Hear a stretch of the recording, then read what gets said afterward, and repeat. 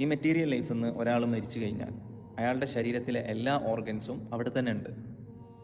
എന്നിട്ടും അയാൾക്ക് മുമ്പത്തെ പോലെ ചലിക്കാൻ പറ്റുന്നില്ല. കാരണം മുമ്പ് അയാളുടെ ശരീരത്തിൽ ഉണ്ടായിരുന്ന എന്തോ ഒന്ന് പുറത്തു പോയിട്ടുണ്ട്. ഇപ്പം ആ ശരീരത്തിലില്ല എന്നർത്ഥം. അതിനെയാണ് നമ്മൾ ആത്മാവ് എന്ന് വിളിക്കുന്നത്. അഥവാ ഭൗതികമായിട്ടുള്ള പദാർത്ഥങ്ങളെ കൊണ്ട് മാത്രം എക്സ്പ്ലെയിൻ ചെയ്യാൻ പറ്റാത്ത ഒന്നാണ് ഈ ആത്മാവ്, സോൾ എന്നൊക്കെ പറയുന്നത്. അതുകൊണ്ടാണ് ഖുർആനിലൊരു ആയത്തുണ്ട്, യസ്അലൂനക അനിർ റൂഹ്. ആത്മാവിനെ കുറിച്ചിട്ട് നബി അങ്ങയോട് ചോദിക്കപ്പെട്ടാൽ അങ്ങ് പറഞ്ഞു കൊടുക്കണം, ഖുലിർ റൂഹു മിൻ അംരി റബ്ബി, ഇറ്റ്സ് എ കമാൻഡ് ഓഫ് അള്ളാഹ്. ആത്മാവിനെ കുറിച്ച് നമുക്ക് പറഞ്ഞു കൊടുക്കാൻ പറ്റിയ ഏറ്റവും നല്ല മറുപടിയായിട്ടാണ് എനിക്ക് തോന്നിയത്. അത് ഒറ്റ വാക്കിൽ നിങ്ങൾ വേർഡ് ബൈ വേർഡ് ആലോചിച്ചാലൊന്നും കിട്ടാൻ പോകുന്നില്ല. നിങ്ങളെ തലച്ചോറ് അപ്ലൈ ചെയ്യാം. എന്താണ് ഈ കമാൻഡ് ഓഫ് അള്ളാഹ് എന്ന് പറയുന്നത്?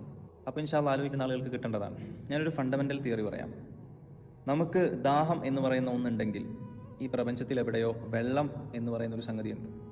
നമുക്ക് വിശപ്പ് എന്ന് പറയുന്ന ഒരു കാര്യം ഫീൽ ചെയ്യുന്നുണ്ടെങ്കിൽ തീർച്ചയായിട്ടും ഈ ലോകത്ത് എവിടെയോ ഭക്ഷണം എന്ന് പറയുന്ന ഒന്ന് നിലനിൽക്കുന്നുണ്ട്.